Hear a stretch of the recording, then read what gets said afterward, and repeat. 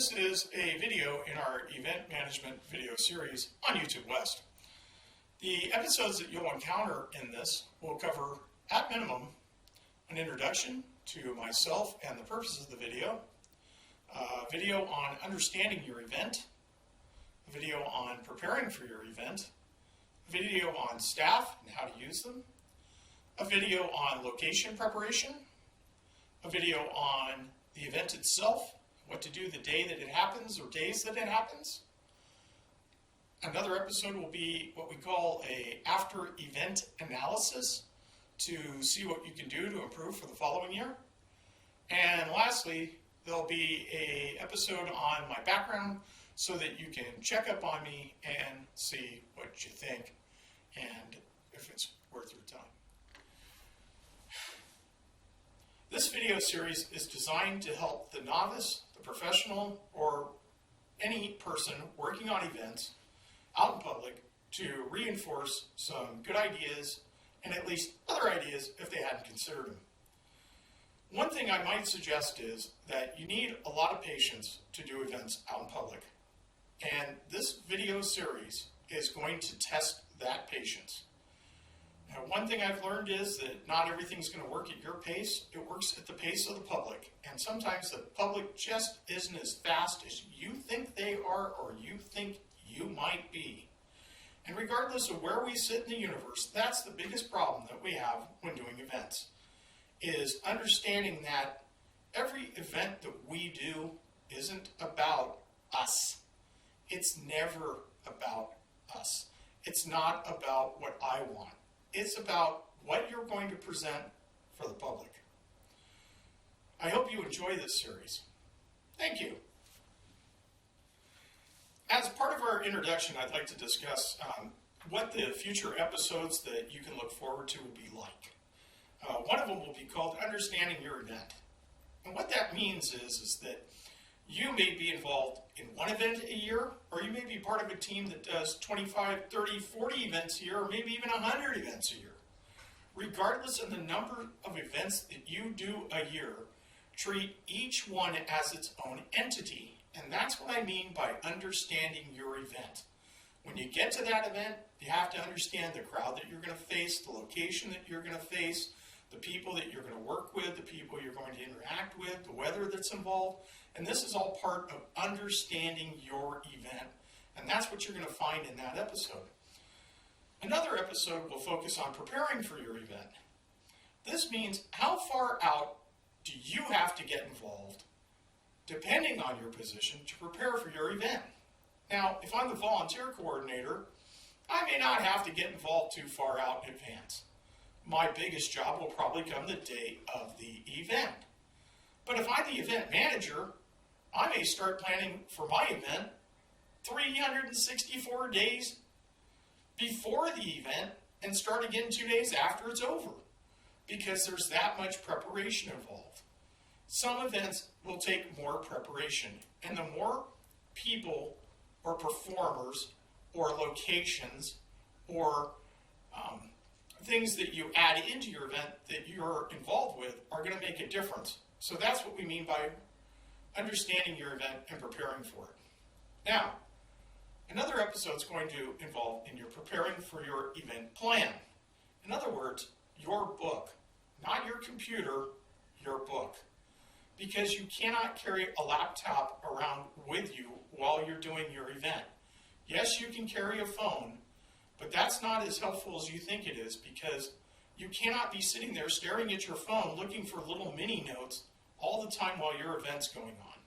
So my best suggestion is to get yourself a very simple binder that you can write in, or some sort of notepad to keep all of your written information in, to keep with you if you're managing an event. And that's part of preparing your event plan. And I'm going to show you how to do that. How to coordinate with volunteers, how to coordinate with performers, how many actual managers that you're going to need depending on the size of your event. One of the next videos that you'll encounter in this series will be called Staff and Location Preparation. This is for you to understand the area that you're going to work in.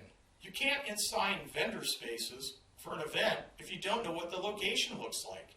You can't figure out a traffic plan if you don't know what the event location looks like. You can't figure out how many door staff you're going to need to monitor entrances and exits without looking at the location. So your location visit is incredibly important.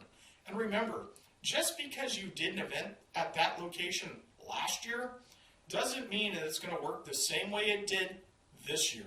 So every year, regardless of how much you know or how much you think you know, you should always do a location visit on your own with the staff at that location so that you will understand what you're up against. Because let's face it, things change.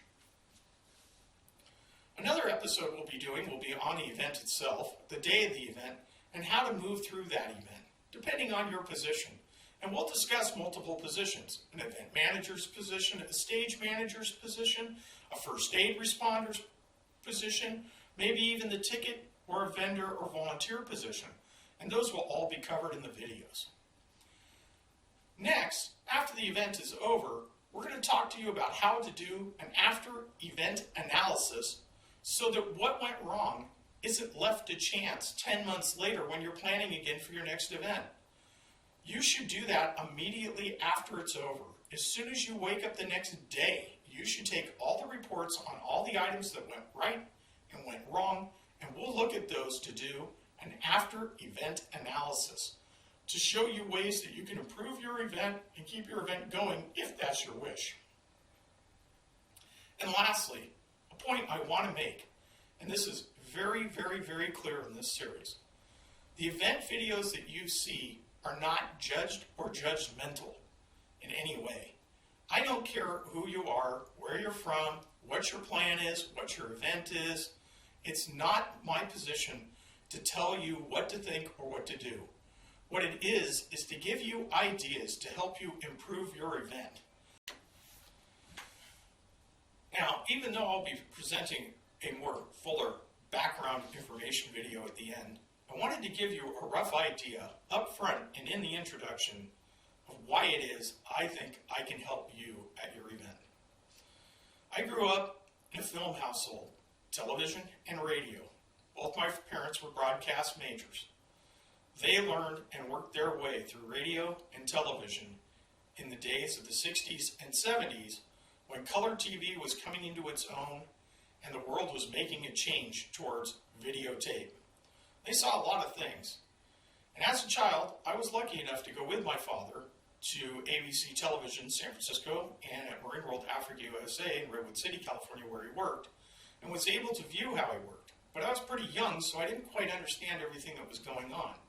It wasn't until my later years in high school where I was asked to be part of the AV team, that's audio-visual for those that don't know that phrase, and set up projectors.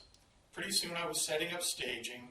Pretty soon I was out picking bands for the dances. Pretty soon I was decorating the halls, hiring the bands, arranging people to come and serve drinks, and that led me to a career in college of working in the theater at Sacramento City College. From that point on, for about 11 years, that's all I did. I worked as a stagehand professionally at Sacramento City College and at Sacramento Theater Company and Sacramento Theatrical Lighting. In fact, I wasn't even planning on being a theatrical technician when I went to college. I simply took one elective, theater, because I needed to, and I kind of liked working in the theater. But I found myself being there for 3 weeks when I was approached by a member of the staff who asked me if I'd actually like to come work for them. They gave me the keys to a 1,200-seat stage and said all I had to do was show up, plug in the microphone, set up the drapes, and watch the event go by. And pretty much that's all I did. For 4.5 years, while I worked my way through college, that's what I did. I also cooked in local restaurants. Now, besides my theatrical career, which I'll get into, I also did security work. I did security event work at football games. I worked for major hospitals. I even did alarm responses. I worked food festivals. You'll see some of the information panning about in front of you while we're discussing this in these videos, and see some of the pictures of some of the places that I worked. Now, mind you, it wasn't just security, and it wasn't just theater. I actually worked construction. That's right. I built houses, painted houses, and I actually worked at the Exxon Benicia refinery in Benicia, California as a hazardous material waste technician. I did wastewater sales for a while, and I flew about the country selling wastewater equipment, and I worked in restaurants for a while. I was even a security officer at a major metropolitan museum here in Sacramento. On top of all of this, from the time I was 14 years old till the time I was 31, I worked in scouting, and I worked as a liaison to the United States Navy, the United States Coast Guard. I worked as a museum curator, and I planned events for 800 people and vessels, their food over 3 days on major naval bases in Northern California. So when we get into more depth, and every time you hear a question or a statement, understand that in some cases, not only have I been to events like Comic-Cons and theater and stuff like that, worked almost every aspect of them, from the front of the house to the back of the house.